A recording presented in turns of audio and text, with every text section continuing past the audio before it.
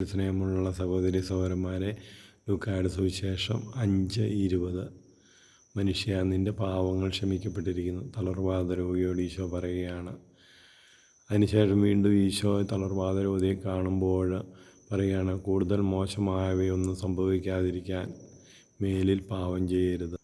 പ്രിയമുള്ളവരെ, പാവം നമ്മളെ രോഗിയാക്കും, നമ്മളെ മരണത്തിലേക്ക് നയിക്കുവാൻ സങ്കീർത്തനം 107:17-18 വചനങ്ങൾ പറയുന്നുണ്ട്. പാവകരമായ മാർഗങ്ങൾ പിന്തുടർന്ന് പലരും രോഗികളായി തീർന്നവർ മിഥ്യകവാടങ്ങളെ സമീപിച്ചു എന്ന് പറയുന്നുണ്ട്. എന്നാൽ ഈ പാവങ്ങൾ ഏറ്റെടുക്കാൻ വേണ്ടിയാണ് ഈശോ വന്നത്.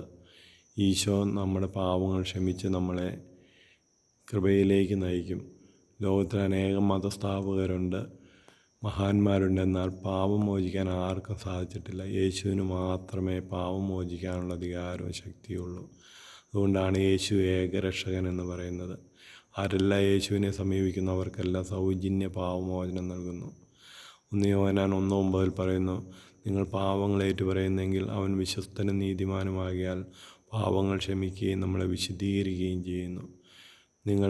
യാക്കോബ് 5:15 പറയുന്നു, നിങ്ങൾ രോഗികളാണെങ്കിൽ പാവങ്ങൾ ഏറ്റുപറയുകയും പ്രാർത്ഥിക്കുകയും ചെയ്യട്ടെ, അപ്പോൾ നമുക്ക് രോഗസൗഖ്യം ലഭിക്കുമെന്ന്.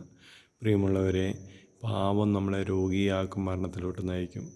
ഈശോ നമ്മളെ പാവങ്ങളെ ഏറ്റെടുക്കാൻ വേണ്ടിയാണ് വന്നത്. ഇന്ന് ഈശോ പാവങ്ങളെ പാവങ്ങളെ ഏറ്റുപറഞ്ഞ് നമ്മൾ കുമ്പസാര എന്ന കുദാശയിലൂടെ ഏറ്റുപറയുമ്പോൾ അവൻ പാവങ്ങൾ ക്ഷമിക്കുകയും നമ്മളെ വിശുദ്ധീകരണത്തിലേക്ക് നയിക്കുകയും ചെയ്യുന്നു. ഈശോയുടെ കുരിശുമരണവും പീഡാസഹനവും രക്തവുമാണ് നമ്മുടെ പാവങ്ങൾ ക്ഷമിക്കുന്നത്. ആരെല്ലാം പാവങ്ങൾ ഏറ്റുപറയുന്നോ ആ പാവങ്ങൾ ഏറ്റുപറയുന്ന പാവങ്ങളെല്ലാം ക്ഷമിക്കപ്പെടുന്നു. പ്രിയമുള്ളവരെ, സൗജന്യമായി പാവമോചനം നേടാൻ നമുക്ക് കുമ്പസാരക്കൂടിനെ സമീപിക്കാം. എത്രമാത്രം പാവങ്ങൾ നമ്മൾ ഏറ്റുപറയുന്നു അത്രമാത്രം കൃപ നമ്മളിലോട്ട് നിറയുന്നു. എത്രമാത്രം നമ്മൾ പാവങ്ങൾ ഏറ്റുപറയാതിരിക്കുന്നോ നമ്മൾ രോഗികളും ദുർബലരും മരണത്തിലേക്ക് നമ്മൾ നയിക്കപ്പെടുന്നവരുമായി മാറും. പാവമോചനവും രക്ഷയും സ്വീകരിക്കാനുള്ള കൃപയ്ക്കായി നമുക്ക് പ്രാർത്ഥിക്കാം. ഈശോ നമ്മളെല്ലാവരെയും സമൃദ്ധമായി അനുഗ്രഹിക്കും.